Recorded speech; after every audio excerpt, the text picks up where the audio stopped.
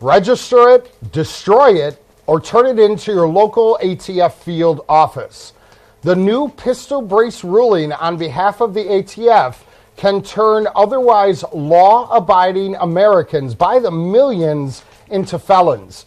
Meanwhile, in Chicago, where actual criminals have caused carjackings to soar, as we have already had 42 cases in Chicago so far this year, 2023.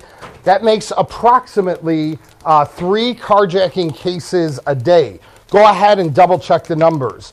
Meanwhile, our regulators are wanting to ban your gas cars, your cooking stove in your home, plastic bags and straws, of course, magazines and guns, and the incandescent light bulb. Coming in from the state of Illinois, where we have 75 sheriffs. These sheriffs are elected in their individual counties, have said they will not support the new assault weapons ban. The governor came out saying he fully intends to reprimand those sheriffs and use the full authority of the state to make sure that the Illinois assault weapons ban is fully implemented. My question to you is, do you feel safe now knowing that Illinois has this new law? And do you believe that crime is going to come down? Let us know in the comment section.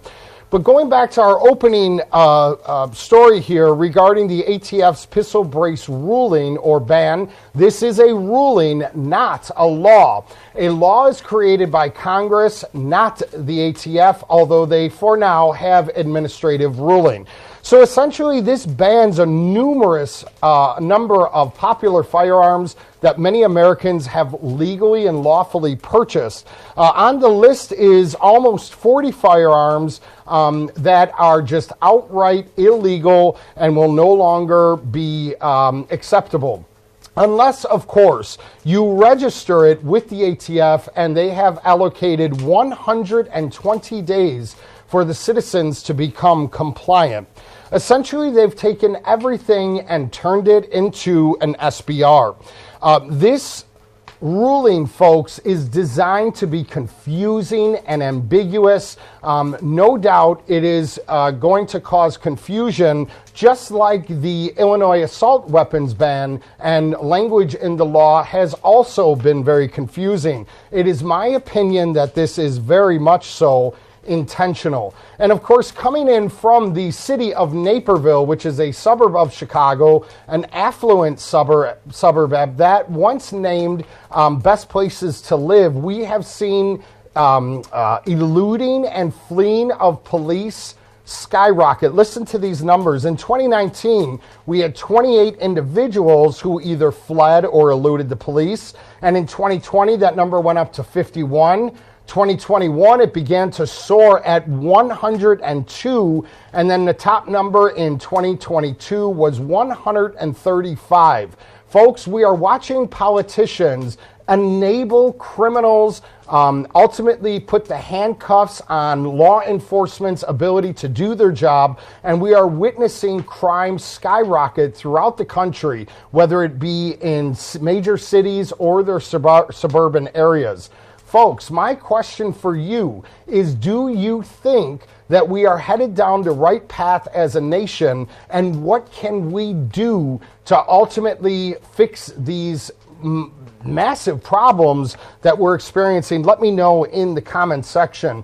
Also in Illinois, we know that the counties that have said they will enforce the new assault weapons ban, of course, are Crook County.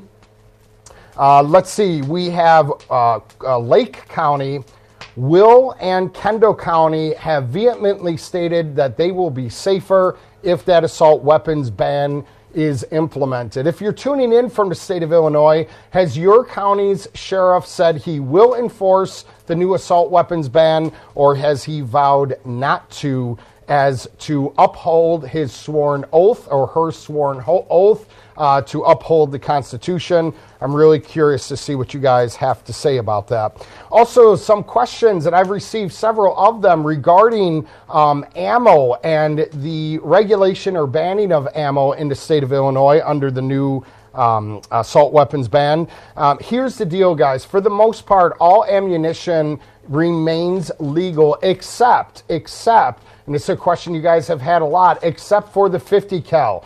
Pretty much 50 cal has, for some bizarre reason, it's not used very much in crimes in Chicago, but it sounds big and it's scary. So the 50 cal has essentially been banned in the state of Illinois. You can no longer purchase it. And well, there you go. They are helping make sure that safety is always first. Folks, be sure to subscribe to this channel, hit the bell notification as to not only support my work that I put into this, but as well as the Second Amendment, as that's what this is about, guys. Getting the word out and letting people know what's going on out there in Second Amendment news.